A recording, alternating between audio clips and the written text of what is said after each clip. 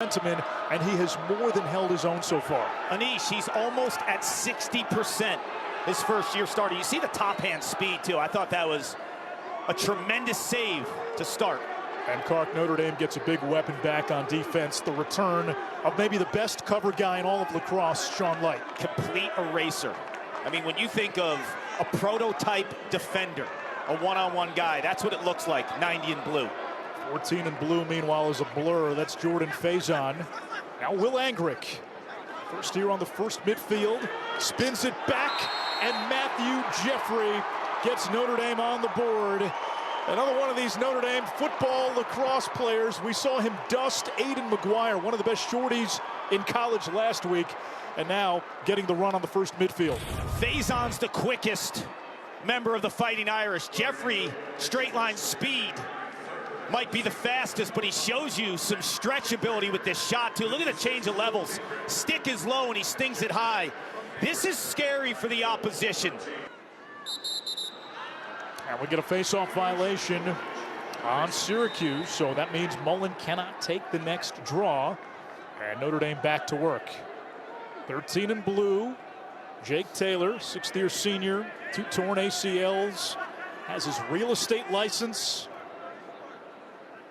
You're going to see 2 of the smartest lacrosse players in college lacrosse in this game, with Jake Taylor on one end and Owen Hilts on the other. Here's Jeffrey again, running by Spelina into the middle of the Syracuse defense, and then retreats from that landlocked navel.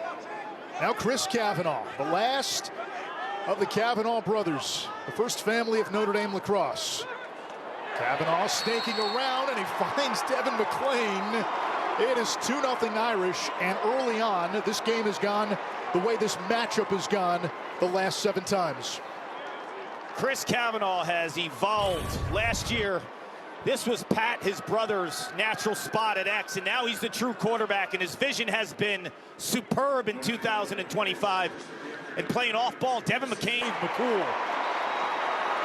The rebound comes back to Maharis, the junior from Chicago. I think Taylor's hurt. Michael Grace put a boom of a hit on him. And Taylor comes off the field.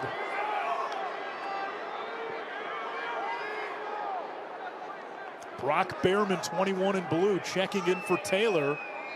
That's something to watch. He is the glue to that attack line. Seymour on the run, spins it back to X. McLean, a former Brown Bear, where he was a 2-time All-Ivy League attackman.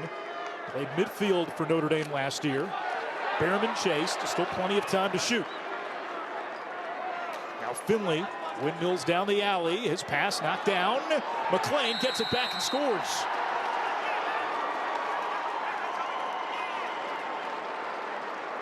This is a tremendous goal by McLean, because when he catches the ball, Anish, he's in full stride. Watch where he catches the ball. He drifts, and when he catches this ball, he's moving his feet already, so he can get above goal line extended and find that angle. If he catches flat-footed, the defense is going to converge on him. He'll be here in 2 seasons. Schwitzenberg limping off the field for Notre Dame. So Greg Campese, the Harvard transfer, played for Jerry Byrne, longtime Notre Dame assistant. Campese, come in.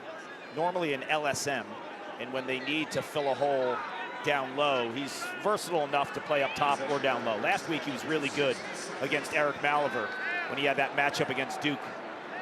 They are resetting the shot clock. With Light out last week, Campese bumped down and started at close defense. Campese picks up Anderson, using that big frame. Anderson gets free and scores. The individual effort and the fist pump, and Syracuse on the board. This is why he's in the lineup, Anish, to take some pressure off of Joey Spelina. Who's your second Dodger? When they were short-sticking an attackman, it gave them trouble. Enter Peyton Anderson to the chat.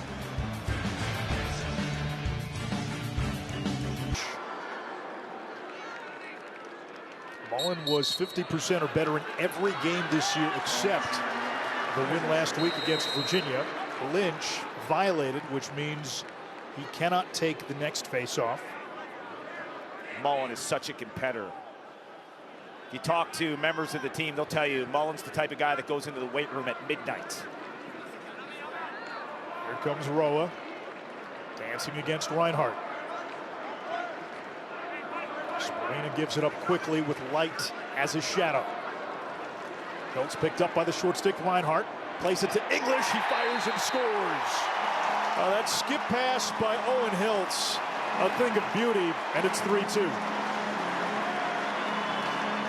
We talk about lacrosse intellect. Jake Taylor, how he's masterful in the paint. Owen Hilts, very similar in terms of finding seams. The way that he sees that through 3 Notre Dame blue shirts. This is an elite pass. I mean, the margin for error there, Anish. Notre Dame becomes a destination, right? They're an outlier geographically, but the sport grows nationally. They start winning national championships, and the success they've had, they recruit nationally. I mean, Notre Dame is on everyone's radar. If you're a top high school recruit, you want to play for this program. It's one of the few that you can't say no to. Yeah, they are the gold standard in every way right now. They are what, frankly, Syracuse used to be. Here comes Leo over to Hilts. Now Roa. Spelina whistles one past Richard Ellie, and we are tied at 3. This is an incredible shot. It's not a change of levels. It's deception. Watch Joey Spelina's head and his shoulders. You think he's shooting the ball high, and it's like a lever shot low to low. This is gorgeous. His head's high, his shoulders are high, and he stings it. If you watch him pregame in the Dome, he's taking dozens of these types of shots. And from that same release... Right hand free, McCool with just his second save. Jimmy McCool, outside of one game against Harvard, has been stellar in cage for Syracuse. Yes, he has. And it looked like he almost baited Jeffrey on that shot, too, because the lefty was sitting to one pipe, showed a lot of net, and that's where Jeffrey decided to shoot. He gobbled it up. Had the game where he was pulled against the Crimson. Since then, 62% over his last 5. He's been north of 60% in 4 of those games. Those are all 5 wins. Orange have not won 6 straight in the Gary Gate era. McCarthy turbines away. Spelina catch and release, and the Orange have their first lead.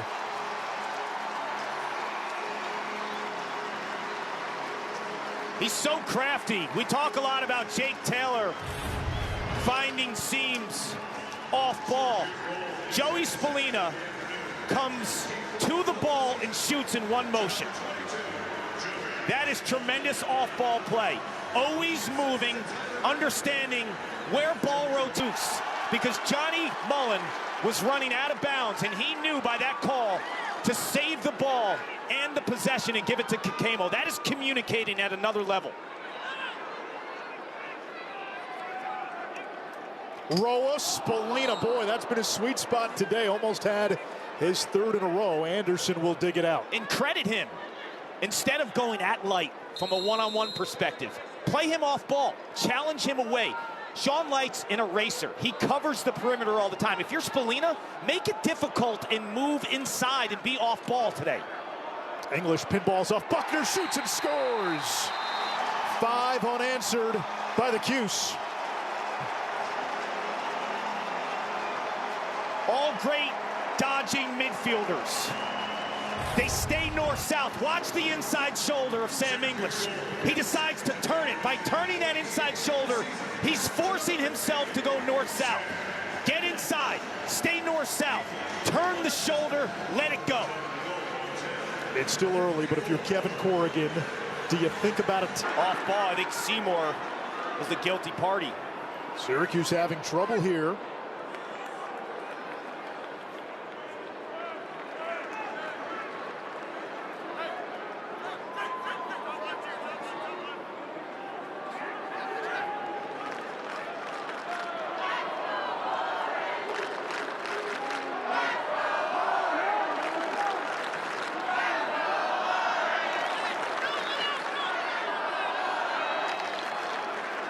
Leo pedals down the alley, shoots on the run and scores.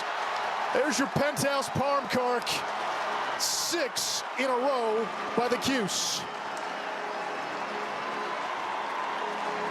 You know who likes penthouse parm? Long Island Guidos. Michael Leo. You see him off the field. He's got the gold chains and the Long Island swagger. He also has the quick wrists. Look how quick that release is. He's going down the alley and in full stride. Offensively, it's the little things they're doing to get the ground balls or to keep possessions, right? The Johnny Mullen goose off of a Kakemo catch. Riley Figueres right there, slapping it to himself, right, to get away from the pressure. Very heads-up type plays by the Orange in terms of knowing where the ball is, knowing where their teammates are. Syracuse +5 on ground balls. Notre Dame 7 turnovers, only 8 shots. Anderson against Schwitzenberg. He's got a goal already. 6'3", 220.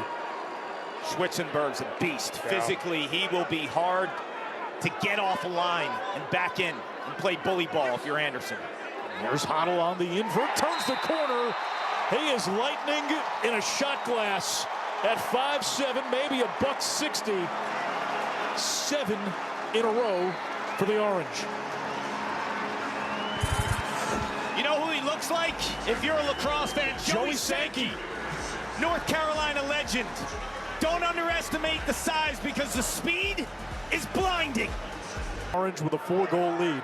Watch Richie Ardeli's top hand speed, how he explodes to the ball. Leo faked the BTB pass, now Spelina. Marked by Light. Behind the back pass to Hilts. Roa from the high wing against the outstanding Shorty Ramsey. Spelina turns, fires, and scores. A first-half hat trick for 22, and 8 straight goals now for the Cuse.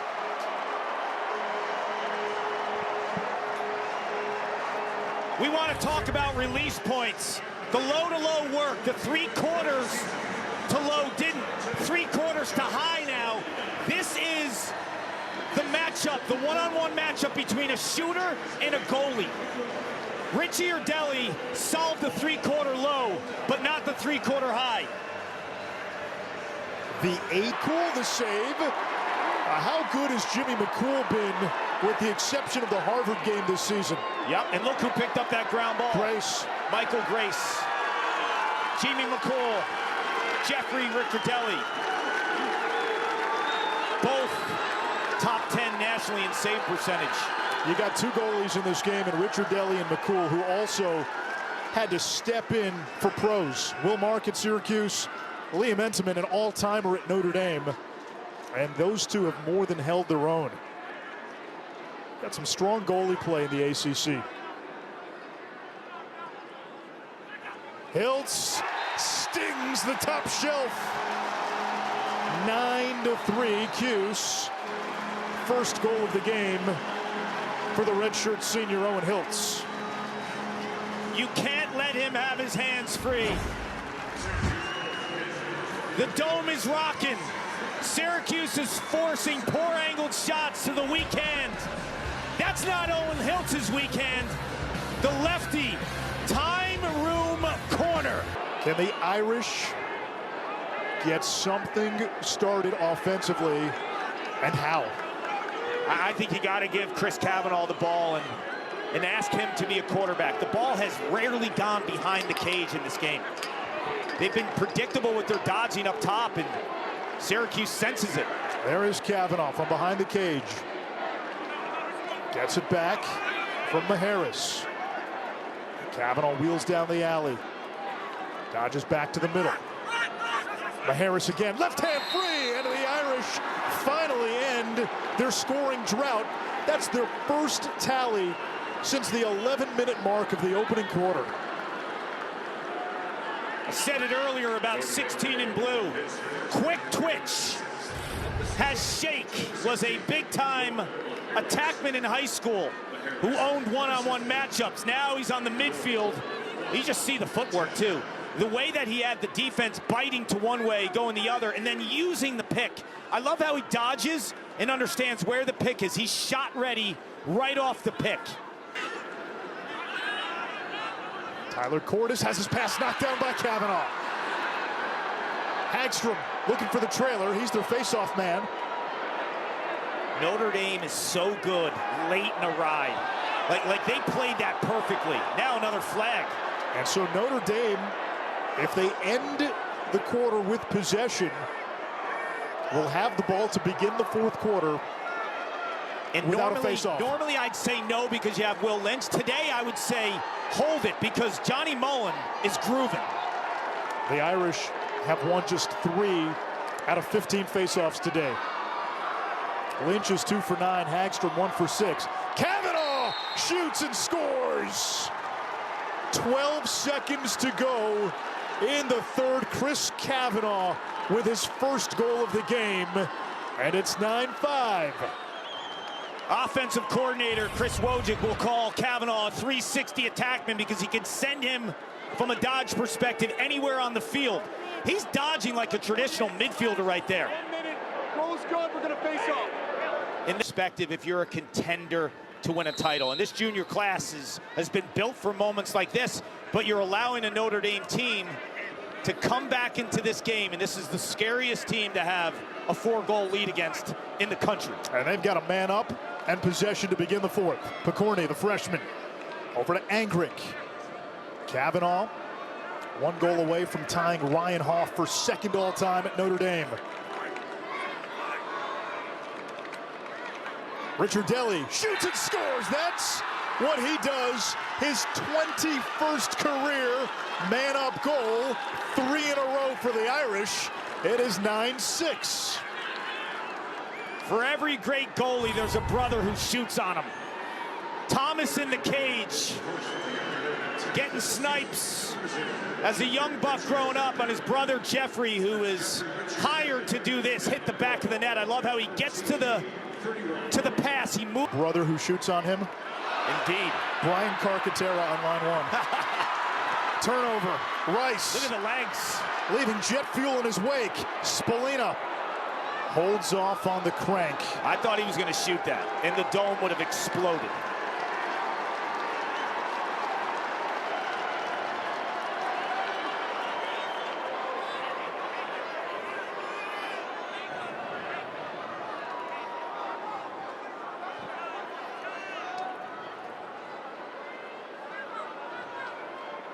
Now Michael Leo got the step through the slide, beats Richard Deli, and Syracuse with the answer. It's 10-6.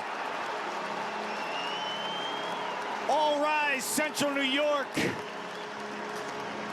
The lefty is feeling it today. I thought his angle's toast here, Anish. There's no margin for error. Like, how does he sneak that in? And look at the placement. The ball hits the other corner and then drops. You're not going to get a prettier shot than that. A radar to the top upper 90. Michael Leo. He whizzed that pass. Teddy Cordes right there. If you're Hoddle, just it's a basic exchange. Make it a catchable ball.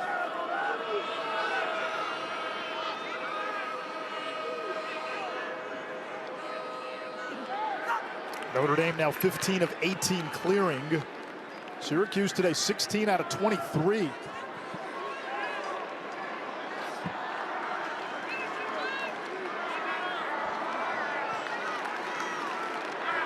The Golden Domers have won 7 in a row against Syracuse. Watch the speed. Look at Jeffrey. Kavanaugh cranks and scores.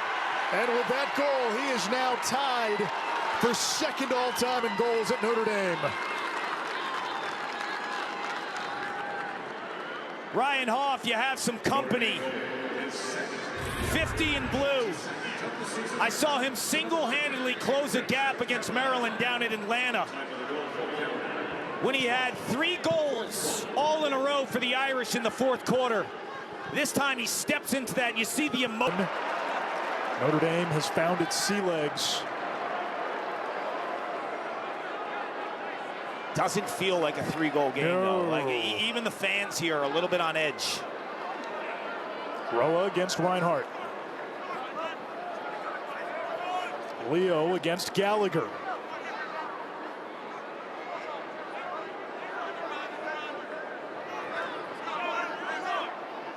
Roa, hop step. Swishes down the alley. Spelina got Ramsey in the air, and he scores! That slight hesitation, and it's 4 goals by Joey Spelina.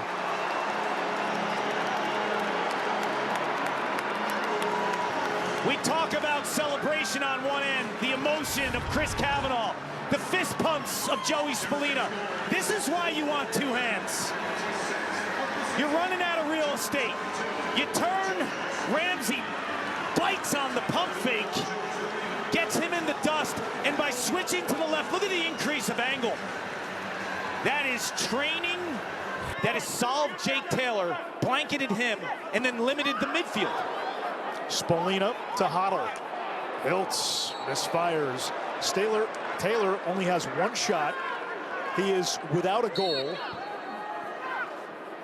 And think about what Syracuse did early in the game to Taylor. They got physical with him.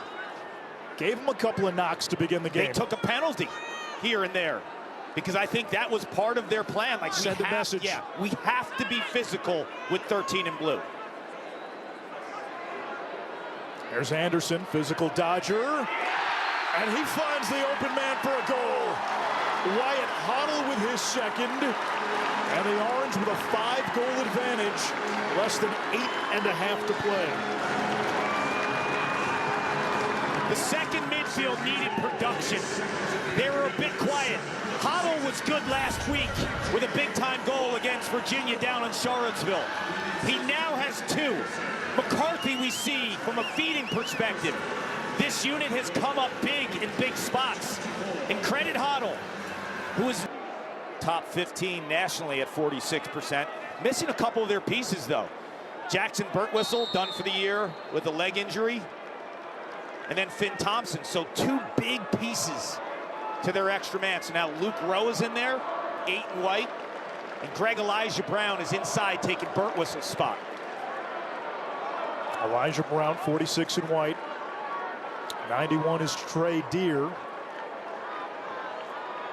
Syracuse will be patient with a 5-goal lead. Now, Kark, you think back to the expectations for Syracuse going into the season. Championship weekend seemed to be the bare minimum. Deer from Spelina, and the Orange are pulling away.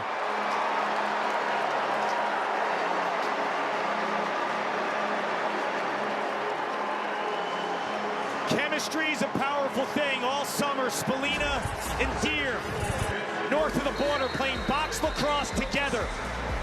They sense each other with body language and confidence. The Orange strike again.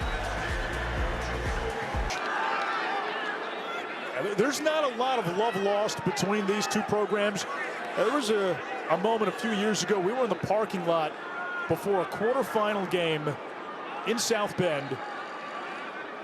And some of the Notre Dame guys said, the chippiest players, ones that may take the extra shot, Syracuse. And some of those guys said they took extra joy out of beating Syracuse and beating them badly. They pounded them. But it looks like today this is a team in Syracuse was sick of getting pounded and gave it to them. Cavanaugh, Taylor, and that's his first of the game. It comes with less than 5 minutes to go. It's 13-8. This is the first time we've seen Jake Taylor have some breathing room. On the crease from Chris Cavanaugh's pass. Cavanaugh does a fantastic job of drawing 3 Syracuse defenders. And one of them leaves Jake Taylor, who is second nationally in shooting percentage.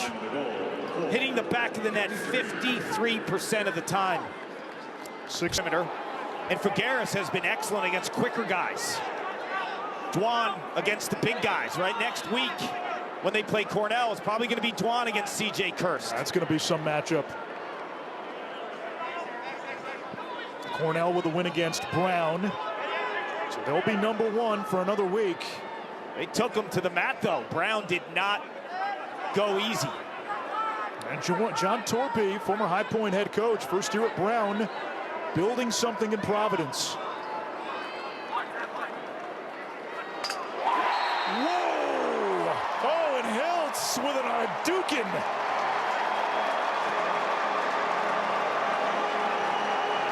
Did you hear the shot?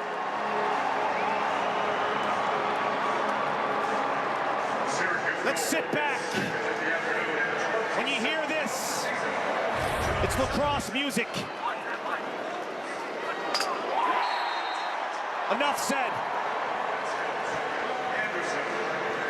That is sick. I'll tell you what, Owen Hilts is going to be another player. Mackesy. So if you're Brian Holman and you're watching the film, it's one of those guys to complete your offense.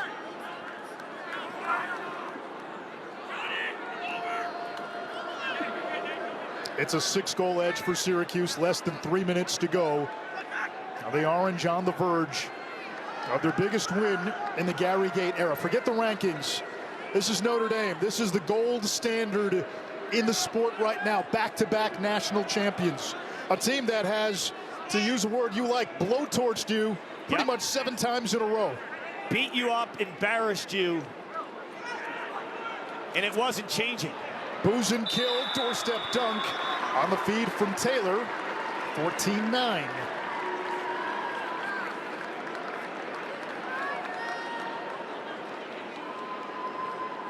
They're going to have to rinse this game quickly because Virginia's coming to town next week in South Bend, and getting a healthy Max Busenkill is critical. Two-handed midfielder who does a little bit of everything for the